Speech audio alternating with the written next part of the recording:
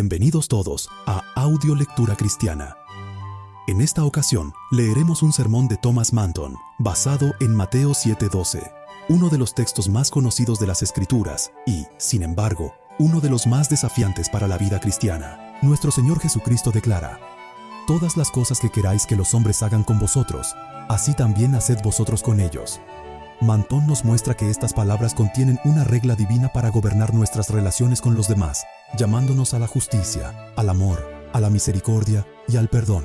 Que esta lectura nos ayude a examinar nuestros corazones y a reflejar más fielmente el carácter de Cristo en nuestro trato diario con el prójimo.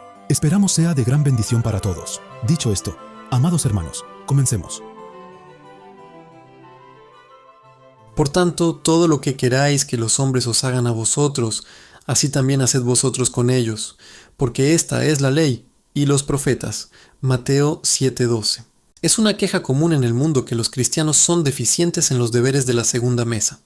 Algunos hipócritas pueden serlo, enmascarando una vida deshonesta con una pretensión de adoración y piedad, pero no debemos juzgar al resto del pueblo de Dios por estas cosas, del mismo modo que no juzgaríamos la belleza de una calle por la suciedad de un desagüe o canal, ni las uvas sanas del racimo por las podridas, porque ciertamente todos los que se han sometido verdaderamente al cristianismo encuentran que la religión influye en sus relaciones y se manifiesta en todos los deberes que tienen para con los hombres y con Dios.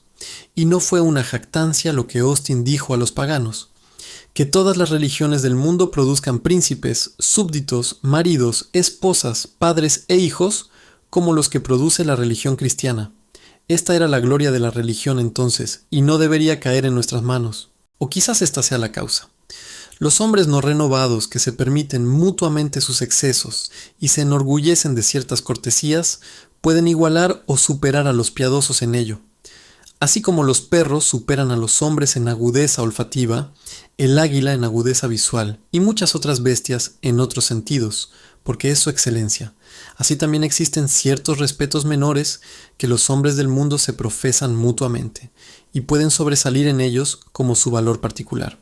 Pero, sea cierta o falsa esa queja, nos corresponde tomar nota de ella y evitar toda sospecha de este tipo. Por lo tanto, debemos inculcar valores morales a los cristianos, basados en su verdadera esencia: el amor a Dios, pues ese es el gran error de esta época: instaurar una moralidad falsa y olvidar la verdadera, fundamentada en la fe en Cristo y el amor a Dios. Ahora bien, enumerar cada deber en particular sería tedioso. La vida del hombre es corta y la ley, con todas sus explicaciones necesarias, es larga y voluminosa. Por lo tanto, contar con una norma clara y concisa nos sería de gran utilidad en este asunto. Y esta única instrucción que les he leído de la palabra de Dios servirá en lugar de todas las demás. Es una regla segura, pues Cristo nos la da, quien es la verdad misma, y aunque sea breve, es suficientemente completa para nuestro propósito, pues en ella se encuentra la esencia y la quintesencia de la ley y los profetas, todo reunido en una regla concisa y compendio de nuestro deber, el mejor resumen que jamás haya existido. Esta sentencia es de tal importancia que el emperador Severo, según relata Lactancio, citado por Lampridio, quedó tan impresionado por ella que tras oírla de algún judío o cristiano, la escribió en su palacio e hizo que se grabara en letras de oro en los tribunales de justicia y se proclamara al castigar a los infractores. Por lo tanto, hablaré brevemente de esta regla y la presentaré a su seria consideración. En las palabras hay, primero, una regla de vida: todo lo que queráis que los hombres os hagan a vosotros, así también haced vosotros con ellos. Segundo, la alabanza de ello, porque esta es la ley y los profetas. Tercero, la partícula ilativa. Por lo tanto, mi labor consistirá en esclarecer estas circunstancias. Primero, he aquí la regla de vida. Este precepto general puede considerarse en afirmativo o en negativo, pues los negativos están incluidos en sus afirmativos. El afirmativo se encuentra en el texto: todo lo que queráis que los hombres os hagan. El negativo está en aquel conocido dicho: quod tibi baedifieri non bis, alteri ne feteris. Lo que no queréis que os hagan, no se lo hagáis vosotros a ellos. El negativo nos lleva a evitar el daño, pero el afirmativo nos insta a hacer el bien. El negativo nos inculca justicia y equidad hacia los demás. El afirmativo, amor y caridad. Los paganos, por naturaleza, eran más sensibles a los negativos, a no dañar a otros en su cuerpo, bienes o reputación, como nosotros no querríamos ser perjudicados en ninguna de estas cosas.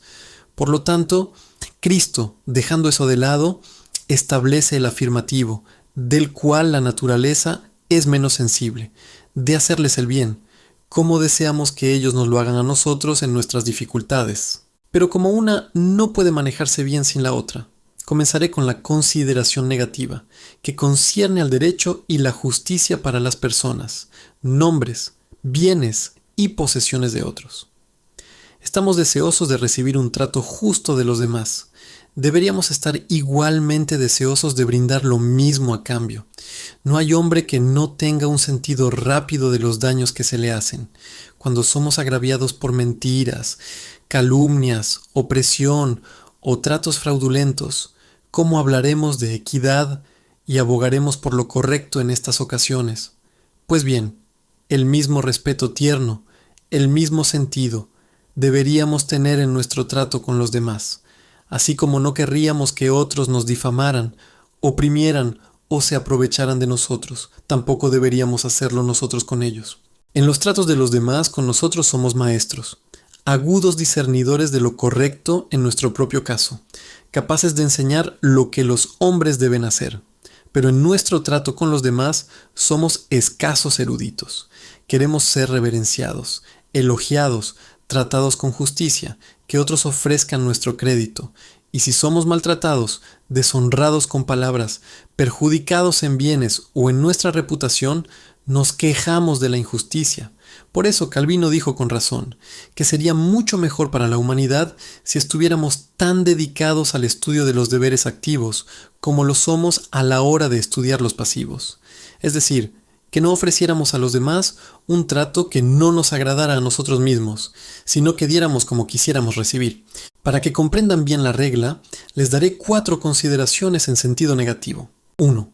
Que en los deberes de la segunda tabla tenemos más luz que en la primera, pues cuando Cristo expone la suma de ambas tablas, Mateo 22, 36, 37, nos dice que debemos amar a Dios con todo nuestro corazón, nuestra alma, nuestra fuerza y nuestra mente.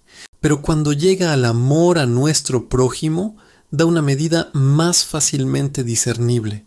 Debemos amar a nuestro prójimo como a nosotros mismos. El amor nos dirá qué es bueno para nosotros. El amor a Dios debe ser preferible tanto a nosotros mismos como a nuestro prójimo. Y para guiar y expresar nuestro amor a Dios, necesitamos muchas reglas. Nuestros deseos de bien para nosotros mismos son una medida y regla completa del respeto que debemos a nuestro prójimo.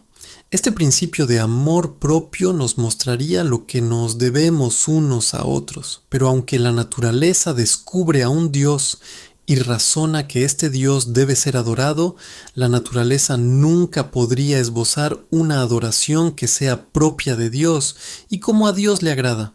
Se necesita una explicación más amplia. Si un hombre se libera de la pasión y del amor propio desmedido, considere qué habría hecho por sí mismo. Esto le indicará claramente qué se debe hacer con los demás que comparten nuestra misma naturaleza común y que tienen un derecho original con nosotros en asuntos que pertenecen a la justicia y la equidad, y a quienes debemos respetar con la misma imparcialidad con la que esperamos ser tratados por ellos. 2. La transgresión de esta regla es más grave en quien ha experimentado la amargura de las injusticias o la miseria que en otro, porque la experiencia nos da un conocimiento más verdadero de las cosas que una mera idea o concepción de ellas. Quien conoce las cosas por mera contemplación, las conoce solo a distancia, como si estuvieran lejos, pero quien las conoce por experiencia, las conoce de cerca y siente su impacto. Por lo tanto, la conciencia debería obrar más en ellos a modo de freno.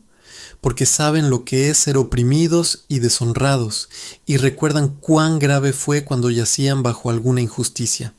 Miren, cómo se hace un argumento de confianza en la compasión de Cristo, porque su corazón se ablandó por la experiencia. Fue tentado, fue maltratado, experimentó todos nuestros dolores, por lo tanto, es capaz, es decir, tiene mayor aptitud, de socorrer a los que son tentados. Hebreos 2:18. Y en otro lugar leemos que aprendió la obediencia por las cosas que padeció. Hebreos 8. ¿Aprendió Cristo algo mejor? ¿O mejoró su conocimiento, que tenía el Espíritu sin medida? Sí, pudo haber tenido un aprendizaje y un sentimiento experimental. Así, cuando sufrió cosas tan lamentables y contrarias a la vida que había asumido, supo lo que era dominar las inclinaciones naturales de la vida y subordinarlas a la voluntad de Dios, y aprendió la obediencia por las cosas que sufrió, y será más compasivo cuando las pobres criaturas sean puestas en deberes contra la carne y la sangre. Y se usa como argumento por qué debemos acercarnos al trono de la gracia. Uno con confianza. Hebreos 4:15. Porque no tenemos un sumo sacerdote que no pueda ser tocado por nuestras debilidades, etc. Él las ha experimentado en su propia persona. Él mismo conoce estas cosas. Y así, Éxodo 22:21. No maltratarás al extranjero ni lo oprimirás, porque vosotros erais extranjeros en la tierra de Egipto. El pueblo de Israel sabía lo que era ser objeto de la envidia de los nativos, donde tenían pocos amigos y muchos enemigos. Pero fíjense especialmente en Levítico 19:33-34, porque allí se repite esta gran ley. Si un extranjero reside contigo en tu tierra, no lo maltratarás, sino que el extranjero que habite contigo será como uno de los tuyos, y lo amarás como a ti mismo. Fíjense, haced al extranjero lo que querríais hacer con vosotros mismos. ¿Por qué? Porque erais extranjeros en la tierra de Egipto. Sabían lo pesado que era para sus almas estar bajo el yugo, lo grave que era la opresión. Ahora bien, con respecto a todos aquellos que han sufrido difamación, calumnia y opresión, deben ser muy cuidadosos y delicados en cómo hablan de los demás y en lo que les hacen. Los que han sido siervos y han sentido la carga de tareas pesadas y escasas raciones, el trato duro y despiadado de sus amos, no deben exigirles todo su trabajo, ni tratar con crueldad a los siervos cuando ellos mismos son amos, porque no solo la ley de Dios, pero su propia experiencia se alzará en juicio contra ellos y aumentará el remordimiento de su conciencia. Así pues, conviene considerar el sentido de esa parábola en estos tiempos. Mateo 18:33.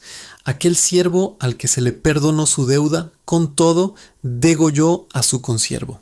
¿No debías tú compadecerte de tu consiervo como yo me compadecí de ti?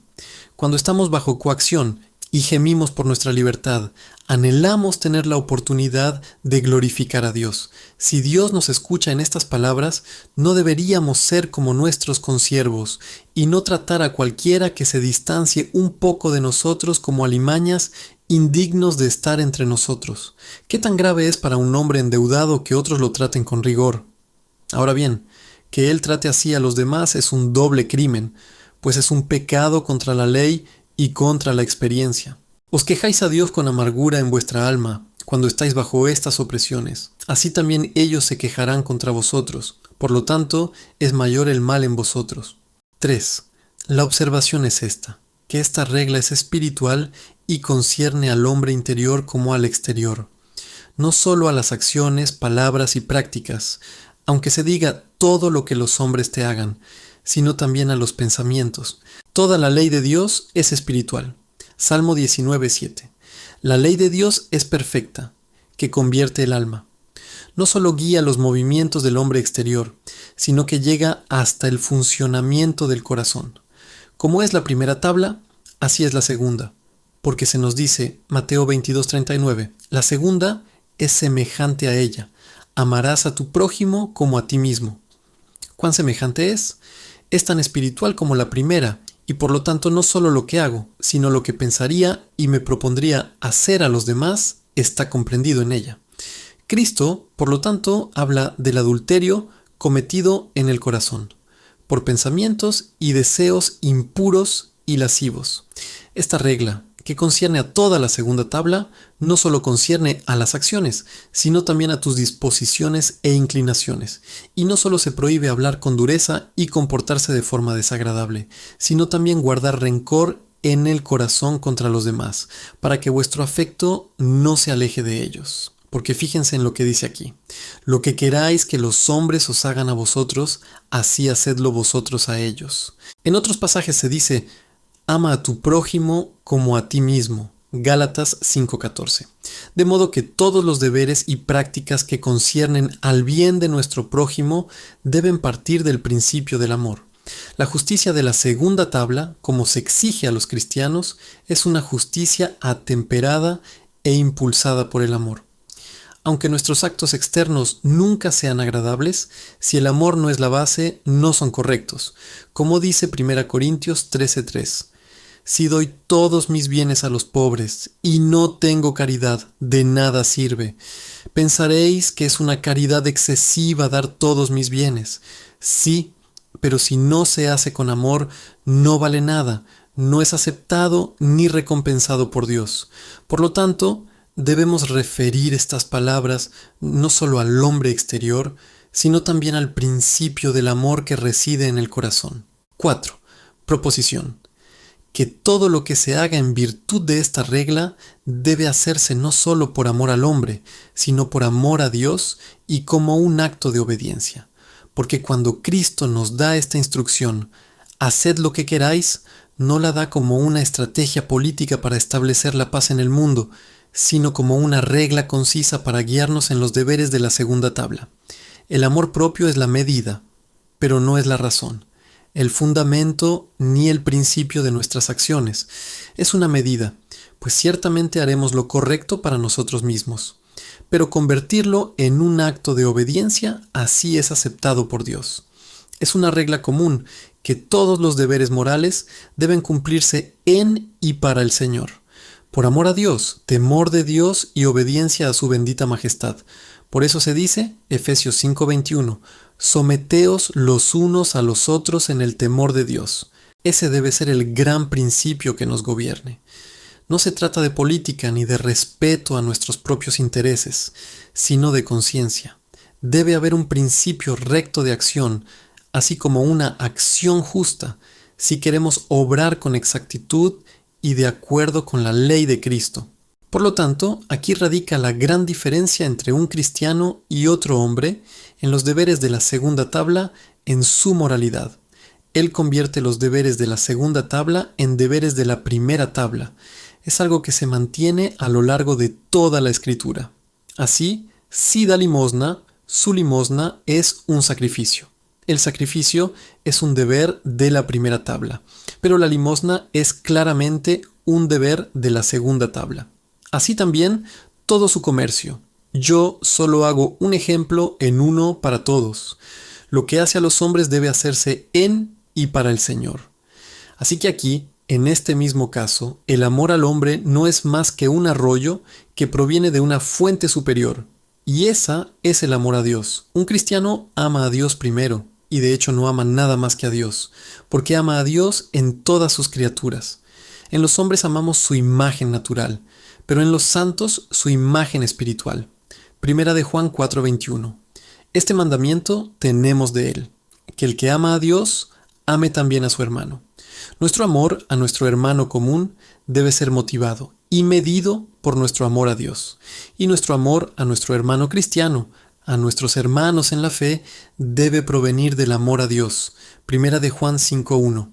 Todo aquel que ama al que engendró, ama también al que ha sido engendrado por él. Hasta aquí la parte negativa.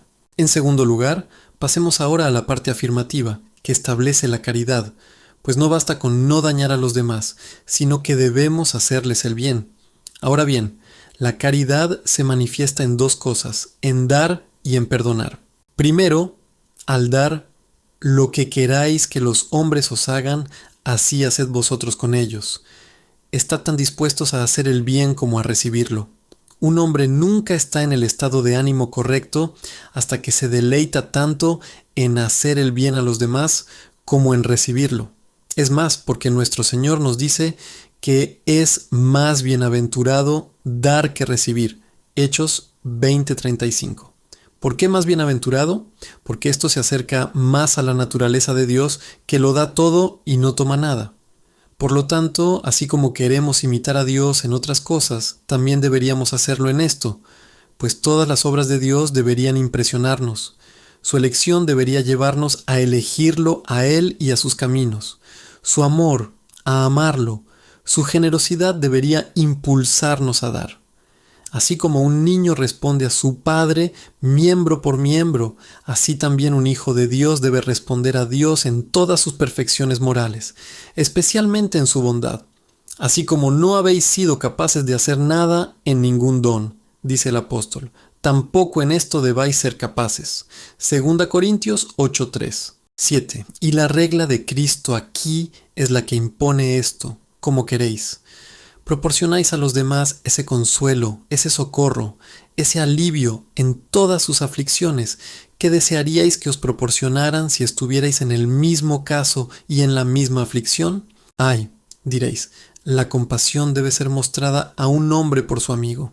Y seréis despiadados, cerraréis vuestras entrañas y no mostraréis esta compasión a los demás. Si estuvierais consumidos por el hambre y vuestros hijos clamaran por pan y no tuvierais nada que darles, ¿no os quejaríais de la dureza de corazón de aquellos que poseen bienes de este mundo y cerraríais vuestras entrañas contra ellos y no les daríais nada para sus necesidades? Pues bien, si conocéis el corazón de una persona indigente, no puede sino impulsaros a observar esta regla. Y más aún, porque generalmente, con la medida con que medimos a los demás, es recompensada en nuestros corazones por la providencia de Dios. Porque sea cual sea la necesidad que otros tengan de nosotros, nosotros tenemos infinitamente más de Dios, y llegará un momento en que seremos tan desamparados ante Dios como ellos lo son ante ti. Por ejemplo, en tiempos de enfermedad, cuando toda ayuda externa falla, Salmo 41:1, bienaventurado el que se compadece del pobre, Jehová se compadecerá de él en la angustia. Pues bien, aquel que se compadece de la condición ajena como propia, cuando atraviesa un momento de angustia y aflicción, y puede que su hermano no pueda ayudarle, entonces Jehová le ayudará, ya sea en la enfermedad o en la angustia de conciencia, cuando todo consuelo externo es como la clara de un huevo, cuando el pobre pecador perplejo clama, misericordia, misericordia, Jehová le mostrará misericordia como a otros. Mateo 5:7. Bienaventurados los misericordiosos, porque ellos alcanzarán misericordia. Aquellos que solo buscan enriquecerse y consolarse con alegría y placer en las cosas buenas que tienen, no deben esperar las mismas promesas. Pero a aquellos que han sido misericordiosos, generosos y dispuestos a ayudar a los demás, Dios se complace en mostrarles misericordia, y cuando estén más necesitados, verán que Dios se da cuenta de que estuvieron dispuestos a socorrer a los demás. En segundo lugar, en el perdón se aplica la misma regla, un deber necesario, porque mientras estemos aquí en el mundo habrá debilidades y ofensas, y necesitamos perdonarnos mutuamente y aceptar el perdón. Se dice en Colosenses 3:13, sopórtense unos a otros y perdónense unos a otros si alguno tiene queja contra otro. Como Cristo los perdonó, así también háganlo ustedes. Véase lo mismo en Efesios 4:32, perdonándose unos a otros, como Dios los perdonó a ustedes por amor de Cristo. Nótese que procede sobre este principio que Cristo establece. Todo lo que queráis. Estamos en el mundo y en la carne, y por lo tanto no debemos exigir rígidamente sobre las faltas de los demás, no sea que ellos u otros nos traten así cuando nos llegue nuestro turno. Cuando necesitamos perdón de este tipo, porque servimos para ofender. Eclesiastés 7:21-22. No presten atención a todas las palabras que se dicen. No sea que oigas a tu siervo maldecirte, pues muchas veces también tu corazón sabe que tú mismo también has maldecido a otros. El significado es que no debemos dejarnos afectar demasiado por las malas palabras de los demás, porque sabemos que nosotros también hemos hablado mal de otros, y debemos dejarlo pasar con mansedumbre e indiferencia.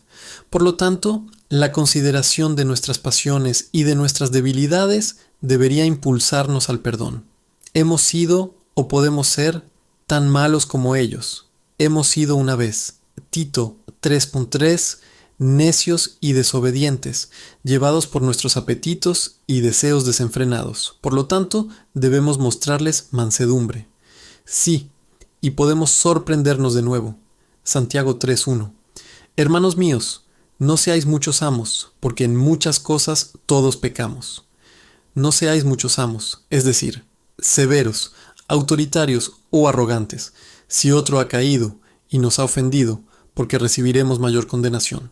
El apóstol argumenta, basándose en otro argumento, Colosenses 3:13 y Efesios 4:32. Perdonad a los demás, como Dios nos perdonó a nosotros por amor de Cristo. Nadie puede hacernos tanto daño como nosotros a Dios. Y aunque somos como una gota en el océano, como el polvo de la balanza, nuestros grandes y numerosos pecados nos son perdonados gratuitamente. Por lo tanto, debería prevalecer en nosotros perdonarnos unos a otros con facilidad. La Escritura lo insta. Cuando consideramos el ejemplo de Cristo, cómo Cristo nos ha perdonado, cuando consideramos la magnitud de las ofensas que perdona, pecados de un tinte escarlata y carmesí, Isaías 1:18, cuando consideramos nuestra propia bajeza en comparación con Él, Isaías 4:22, Él se sienta sobre el círculo de la tierra y sus habitantes son como langostas. Y cuando consideramos su omnipotencia para enmendar los agravios que se le han hecho, ¿cómo puede arrojar cuerpo y alma al fuego del infierno? Sin duda, esto debería impulsarnos a perdonar a los demás. Sí, y no es solo un motivo, sino una regla. Perdonemos a los demás como Dios nos perdona. ¿Qué significa eso? Sinceramente, no hipócritamente. Libremente, no a regañadientes. Plenamente, no a medias.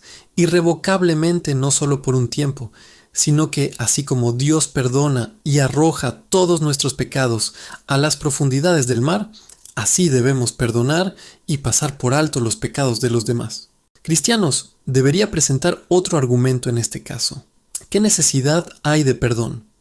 Por medio de esto, el hombre se vence a sí mismo. Por medio de esto, avergüenza a quien le hizo daño. Y por medio de esto, toma el camino de Dios para obtener la victoria sobre la persona que le ha hecho daño. Por medio de esto, vence a sí mismo, a su propia naturaleza que ansía venganza. Proverbios 16:32. Mejor es el que tarda en enojarse que el fuerte, y el que domina su espíritu que el que toma una ciudad. Él es capaz de gobernarse a sí mismo. Por lo tanto, es su gloria. Vence esa disposición vengativa y perversa que está en su propia naturaleza. Y de esta manera, vence y avergüenza a la parte que le hizo daño. No hay otra manera de hacer esto que mediante el perdón. Así venció David a Saúl. Primera de Samuel 24:17. Cuando David lo tenía en ventaja y lo perdonó, Saúl le dijo a David: «Tú eres más justo que yo».